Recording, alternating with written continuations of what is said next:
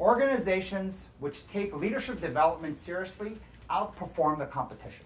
Now, this is kind of a known fact. I've heard a ratio around 3x. The organizations who invest disproportionately in leadership and leadership development will 3x outperform in financials and any other metric than the competition out there. Then he talked about how business schools, though, are preoccupied with models of the rational economic man. The assumption is that people will make logical decisions, but not realizing that executives are everything but rational decision makers. The emotional aspects of leadership were all but ignored. Almost every business school course categorized all of that as soft skills.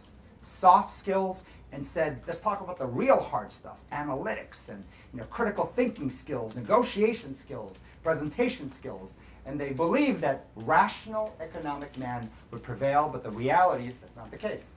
Soft skills, when it comes down to it, are the hardest skills. And this is the discovery that most organizations and most leaders haven't figured out. The hardest thing to master actually are those soft skills.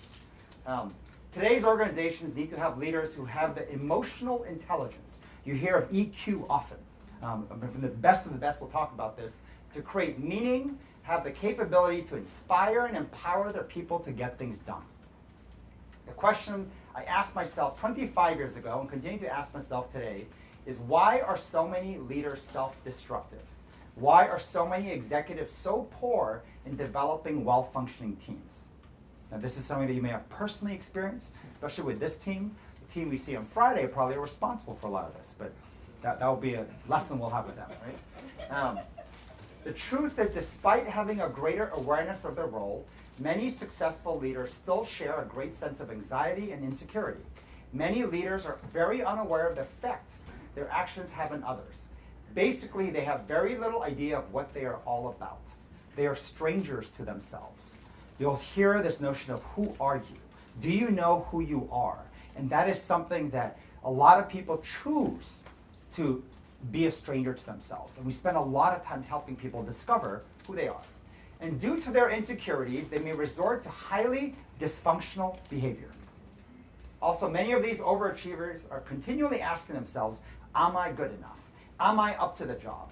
And when people realize that they shouldn't have this position in the first place, this is known as the imposter syndrome. And this is something, the more successful you become, you will see this become a bigger issue.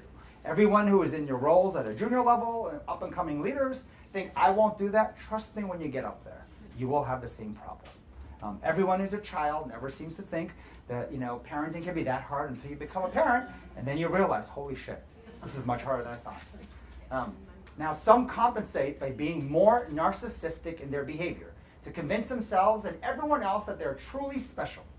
They suffer from hubris, contributing to irresponsible actions. Some of them resort to alpha male, silver-backed gorilla style of leadership. I mean, this is like, it sounds like, how could this be true? This is everywhere. We have had thousands of organizations go through our academy. Private, public, nonprofit, for-profit, startup, Fortune 100 companies, public schools, private schools, everyone sees the same problems. While leaders have had to become more sophisticated over the past 3 decades to improve their horizontal communication to get things done, in times of stress, they regress very quickly and fall back into this kind of autocratic behavior as a default pattern. In times of stress. Now remember, the greater the mission, stress is unavoidable, which means most leaders operate in constant stress. If you're operating in constant stress, what I just read to you right here is what you're going to see everywhere show up.